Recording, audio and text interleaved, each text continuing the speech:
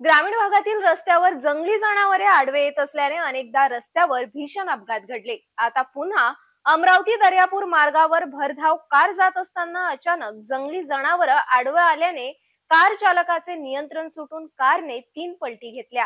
या अपघातात सुदैवाने जीवितहानी झाली नसून मात्र कार चालक किरकोळ जखमी झाले आहेत।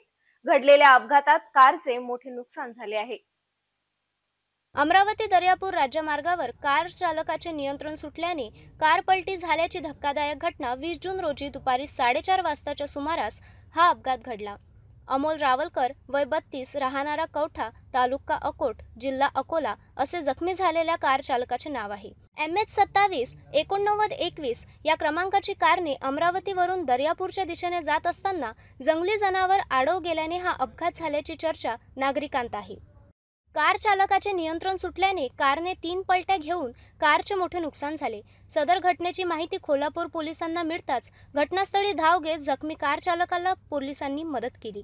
जखमी कार चालकाला दर्यापूर येथील एका खासगी रुग्णालयात उपचारार्थ दाखल करण्यात आले।